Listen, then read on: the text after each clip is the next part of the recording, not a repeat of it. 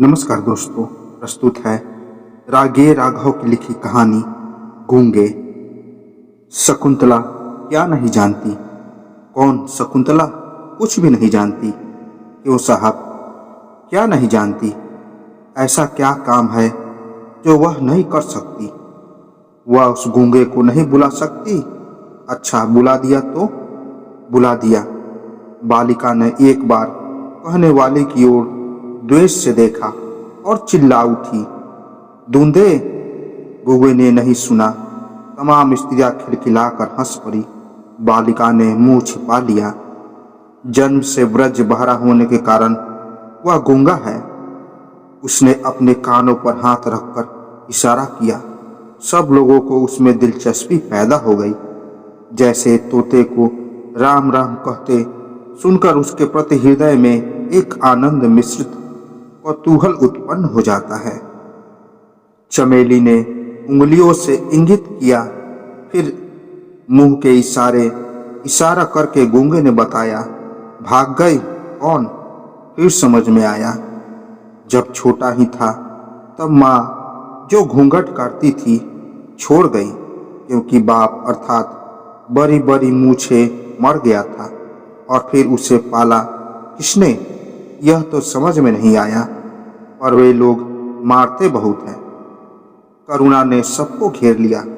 वह बोलने की कितनी जबरदस्ती कोशिश करता है, लेकिन नतीजा कुछ नहीं। वह केवल कर्कश काय काय का ढेर, अस्फुट ध्वनियों का वमन, जैसे आदि मानव अपनी भाषा बनाने में जी जान से लड़ रहे हों। चमेली ने पहली बार अनुभव किया, यदि गले में काकल तनिक ठीक नहीं हो तो मनुष्य क्या से क्या हो जाता है। कैसी यातना है कि वह अपने हृदय को उगल देता है, किंतु उगल नहीं पाता। सुशीला ने आगे बढ़कर इशारा किया, मुंह खोल। और गूंगे ने मुंह खोल दिया, लेकिन उसमें कुछ दिखाई नहीं दिया। पूछा, गले में कौवा है? गूंगा समझ गया, इशारे से ही बता दिया। किसी ने बचपने में गला साफ करने की कोशिश में काट दिया। और वह ऐसे बोलता है जैसे घायल पशु कराह उठता है, शिकायत करता है जैसे कुत्ता चिल्ला रहा हो। और कभी कभी उसके स्वर में ज्वालामुखी के विस्फोटक की सी भयावहता थपेरे मार उठती है। वह जानता है कि वह सुन नहीं सकता और बताकर मुस्कुराता है। वह जानता है कि उसकी बोली को कोई नहीं समझ सकता, फिर भी बोलता है। सुशीला ने कहा, इशारे गजब के करता है, अक्ल बहुत तेज है। पूछा, खाता क्या है? कहाँ से मिलता है? वह कहानी ऐसी है जिसे सुनकर सब स्तंभ हो बैठे। हलवाई के यहाँ रात भर लड्डू बनाए हैं, कढ़ाई मांजी है, नौकरी की है, कपड़े धो है, सबके इशारे हैं। लेकिन गूंगे का स्वर चित्कार में परिणित हो गया है। सीने पर हाथ मारकर इशारा किया, हाथ फैलाकर कभी नहीं मांगा, भीख नहीं लेता। भुजाओं पर हाथ रखकर इशारा किया, मेहनत का खाता हूँ। और पेट बजाकर दिखाया, इसके लिए उसके लिए। अनाथाश्रम के बच्चों को देखकर चमेली रोती थी। आज भी उसकी आंखों में पानी आ गया। वजह सदा से ही कोमल है। सुशीला से बोली, इसे नौकर भी तो नहीं रखा जा सकता? वह गूंगा उस समय समझ रहा था। वह दूध ले आता है, कच्चा मांगना हो, थन काढ़ने का इशारा कीजिए। औटा हुआ मांगना हो, हलवाई जैसे एक बर्तन से दूध दूसरे बर्तन में उड़ाल कर डालता है, वैसी बात कहिए। सांग मांगना हो, गोल गोल कीजिए या लंबी उंगली दिखाकर समझाइए। और चमेली ने इशारा किया, हमारे यहाँ रहेगा? गूंगे ने स्वीकार तो किया, किंतु हाथ से इशारा किया। क्या देगी? खाना? हाँ, चमेली ने सिर हिलाया। कुछ पैसे? 4 उंगलियां दिखा दी।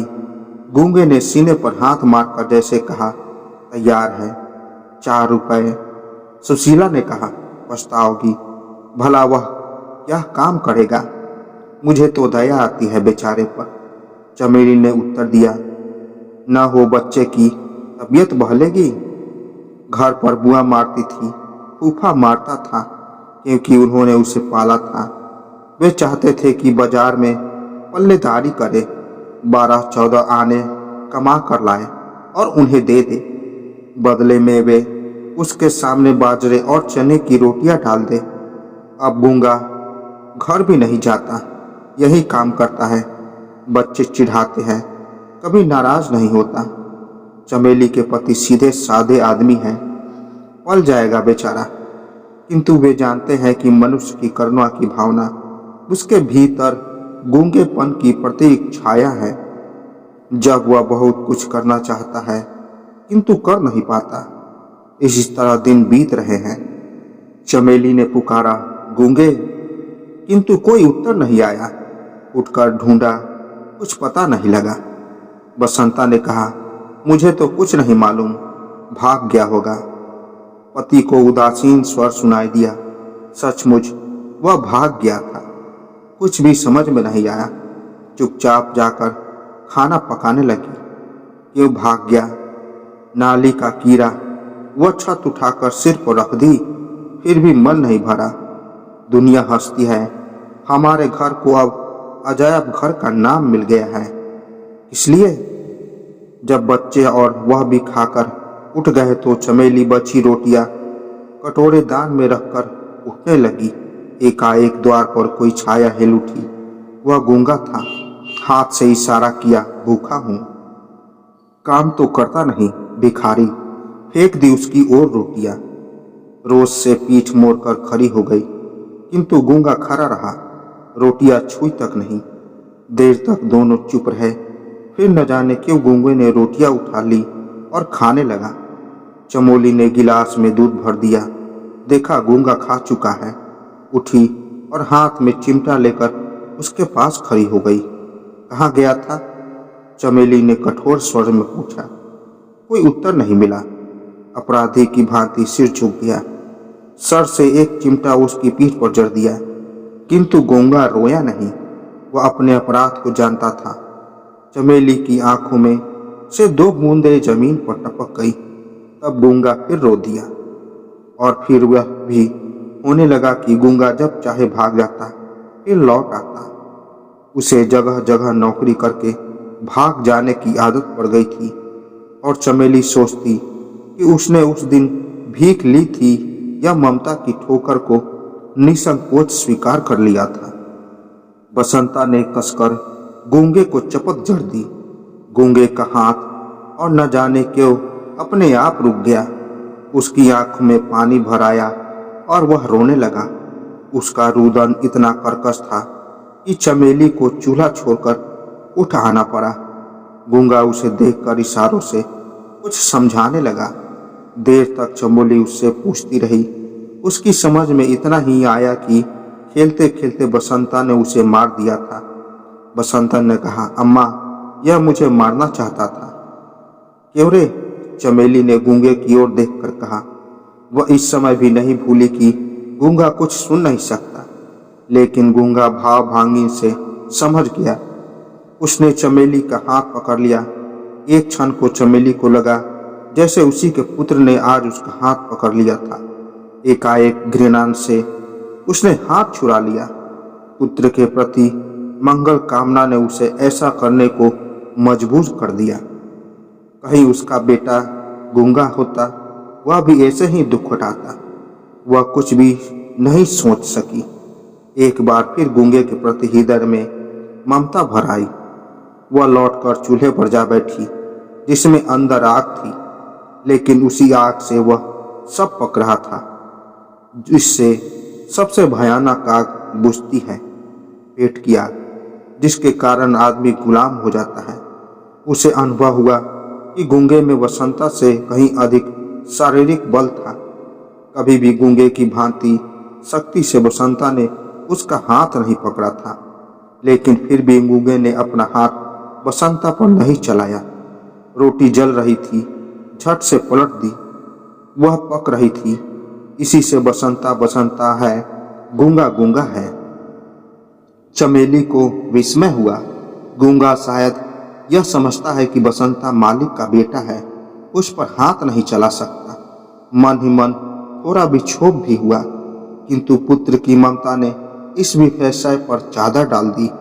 और फिर याद आया, उसने उसका हाथ पकड़ा था, शायद इसलिए कि उसे बसंता को दंड देना चाहिए। यह उसे अधिकार है, किंतु वह तब समझ नहीं सकी। और उसने सुना, गूंगा कभी कभी करा उठता था। चमेली उठकर बाहर गई, कुछ सोचकर रसोई में लौट आई और रात की बासी रोटी लेकर निकली। गूंगे, उसने पुकारा। कान के न जाने किस पर्दे में कोई चेतना है कि गूंगा उसकी आवाज को कभी अनसुना नहीं कर सकता।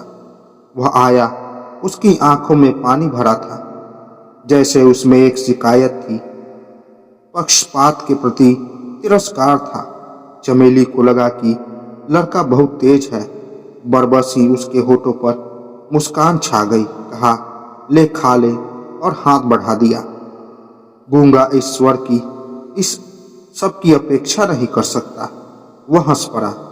अगर उसका रोना एक अजीब दर्दनाक आवाज थी, तो यह हंसना और कुछ नहीं, एक अचानक गुर्राहट सी चमेली के कानों में बज उठी। उस अमानवीय स्वर को सुनकर वह भीतर ही भीतर कांप उठी। यह उसने क्या किया था? उसने एक पशु पाला था, जिसके हृदय में मनुष्यों की सी वेदना थी। घृणा से विक्षुब्ध होकर चमेली ने कहा, क्यों रे, तूने चोरी की है? गूंगा चुप हो गया। उसने अपना सिर झुका लिया। चमेली एक बार क्रोध से कांप उठी। कुछ देर तक उसकी ओर घूरती रही। सोचा, मारने से यह ठीक नहीं हो सकता। अपराध को स्वीकार करा के दंड देना ही शायद कुछ असर करे। और फिर कौन मेरा अपना है? रहना हो तो ठीक से रहे, नहीं तो फिर जाकर सड़क पर कुत्तों की तरह झूठन पर जिंदगी बिताए। दर दर अपमानित और लांछित आगे बढ़कर गूंगे का हाथ पकड़ लिया और द्वार की ओर इशारा करके दिखाया, निकल जा। गूंगा जैसे समझा नहीं, बड़ी बड़ी आंखों को फाड़े देखता रहा। कुछ कहने को शायद एक बार होठ भी खुले, किंतु कोई स्वर नहीं निकला। चमेली वैसे ही कठोर रही। उसके मुंह से भी साथ साथ जाओ, निकल जाओ, ढंग से काम नहीं करना है तो तुम्हारा यहाँ कोई काम नहीं। नौ के कर की तरह रहना है, रहो, नहीं तो बाहर जाओ। यहाँ तुम्हारे नखरे कोई नहीं उठा सकता। किसी को भी इतनी फुर्सत नहीं, समझे? और फिर चमेली आवेश में आकर चिल्ला उठी, मक्कार, बदमाश। पहले कहता था भीख नहीं मांगता, और सबसे भीख मांगता है। रोज रोज भाग जाता है, पत्ते चाटने की आदत पड़ गई है। कुत्ते की दुम क्या कभी सीधी होगी? नहीं, नहीं रखना है हमें। जा तू इसी वक्त निकल जा। किंतु वह क्षोभ, वह क्रोध सब उसके सामने निष्फल हो गए। जैसे मंदिर की मूर्ति कोई उत्तर नहीं देती, वैसे ही उसने भी कुछ नहीं कहा। केवल इतना समझ सका कि मालकिन नाराज है और निकल जाने को कह रही है। इसी पर उसे अजर और अविश्वास हो रहा है। चमेली अपने आप लज्जित हो गई। कैसी मूर्खा है वह!